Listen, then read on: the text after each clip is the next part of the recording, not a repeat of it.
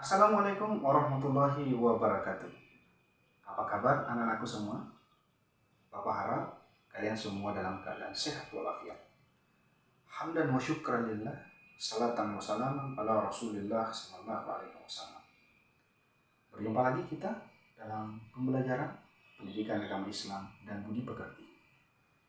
Bersama saya, Ardianto. Hari ini kita akan membahas bersama-sama sebuah materi. Apa itu? Materi kali ini adalah ketentuan atau syarat makanan dan minuman dikatakan halal menurut Al-Quran maupun hadis.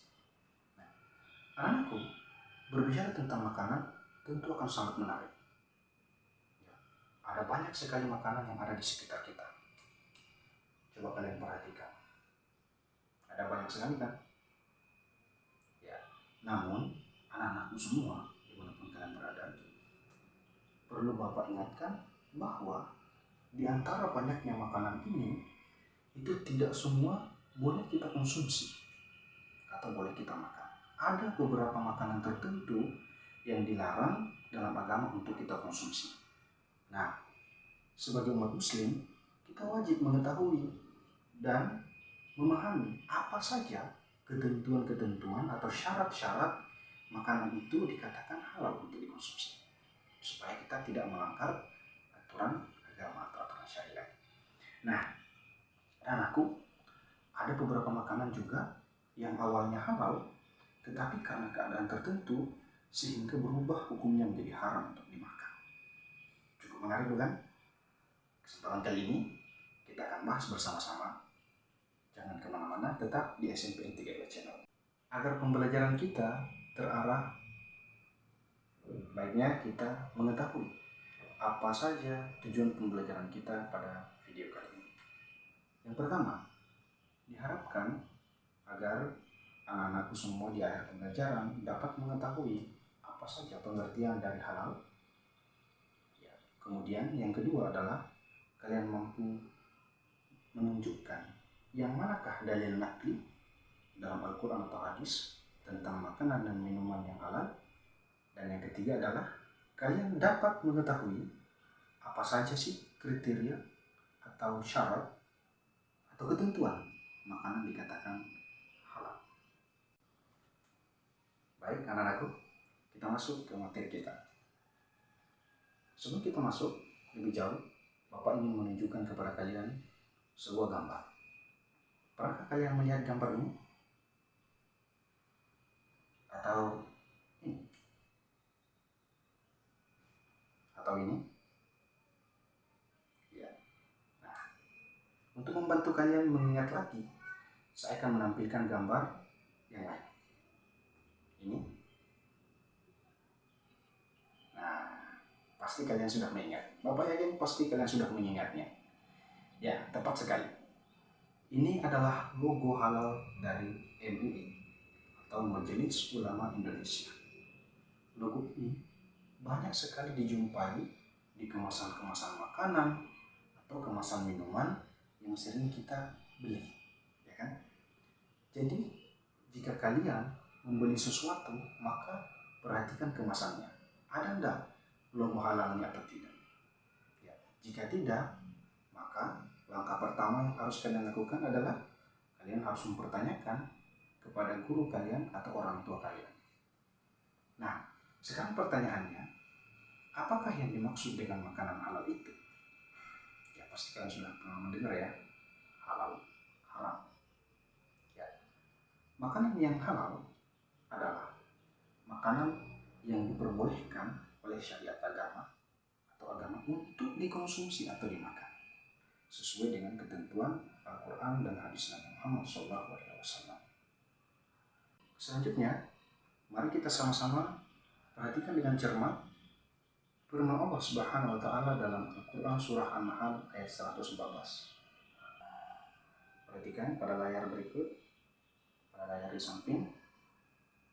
Perhatikan pengucapan hurufnya. A'udzubillahi minasyaitonirrajim. Bismillahirrahmanirrahim.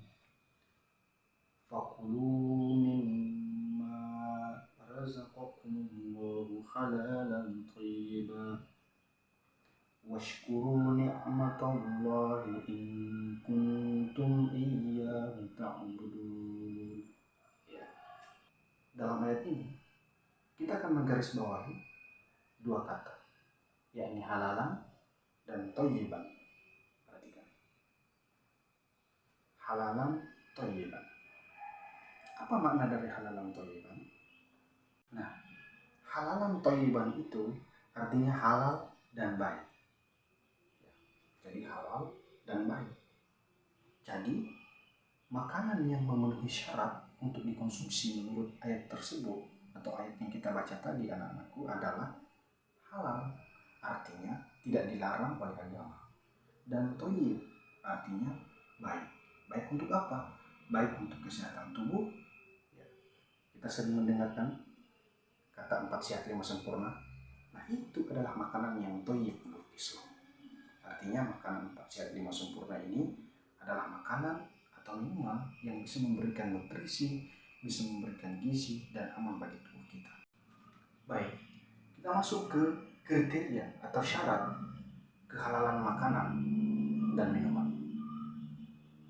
Kriteria atau syarat kehalalan makanan dan minuman itu dapat dilihat dari 3 hal. Yang pertama adalah halal dari segi zatnya. Kemudian yang kedua, halal dari segi cara mendapatkannya. Dan yang ketiga, halal dari segi proses pembuatannya. Nah, mari kita bahas satu-satu. Pertama, halal dari segi wujudnya atau zatnya. Anak-anakku, apakah kalian tahu bagaimana cara mengetahui makanan yang halal dan haram dari segi zatnya atau wujudnya? Betul sekali. Caranya adalah seperti di awal pembelajaran kita tadi, yaitu mengecek ada tidak logo halal pada makanan atau minuman itu pada kemasannya. Ya kan? Misalnya nih, kalian membeli mie instan atau makanan-makanan lain, coba cek dulu ada tidak logo halal, gitu kan? Kalau tidak, seperti yang saya katakan tadi di awal pembayaran, konsultasikan ke guru atau ke orang tua kalian. Kedua, halal dari segi cara mendapatkan makanan itu atau minuman itu, ya kan? Nah, artinya bahwa makanan itu diperoleh dari cara-cara yang tidak dilarang oleh agama. Karena banyak loh makanan yang halal tetapi kemudian berubah menjadi haram. Kenapa? Karena cara memperolehnya dengan cara yang haram, seperti melalui mencuri, ya kan? Jadi banyak makanan yang halal awalnya tapi berubah menjadi haram hukumnya karena dari hasil curian. Ya, sampai sini kalian ngerti ya. Ketiga, halal dari segi proses pengolahannya. Artinya bahwa makanan itu harus diproses sesuai dengan tuntutan syariat atau agama. Bisa jadi nih, makanan yang awalnya halal dari segi wujud, dari segi cara memprosesnya, tapi berubah menjadi haram hukumnya jika diproses dengan cara yang menyalahi ajaran agama. Misalnya, ada binatang ternak yang tidak disembelih sesuai dengan ajaran Islam, atau makanan-makanan yang bercampur dengan minyak atau bahan lain dari hewan yang diharamkan dalam Islam, misalnya babi. Baik anak-anakku, saya kira sampai di sini kalian sudah dapat memahami ya, pembahasan kita pada kesempatan kali ini. Ya. Dapat disimpulkan bersama bahwa makanan yang halal artinya semua makanan yang diperbolehkan untuk dimakan atau dikonsumsi oleh syariat Islam berdasarkan pada petunjuk dari Al-Quran dan hadis Nabi. Kemudian makanan yang dikonsumsi itu hendaknya halalan dan thayyiban, artinya halal dan baik. Nah, makanan yang halal itu harus memenuhi 3 syarat. Ya, yang pertama, halal wujudnya. Kemudian halal cara mendapatkannya dan halal cara pengolahannya. Semoga apa yang kita sampaikan, semoga apa yang saya sampaikan pada kesempatan kali ini, semoga apa yang Bapak sampaikan pada kesempatan kali ini dapat kalian pahami ya, dan apa yang kita pelajari kali ini dapat memberikan manfaat bagi kita semua. Akhir kata, fastabiqul khairat. Wassalamualaikum warahmatullahi wabarakatuh.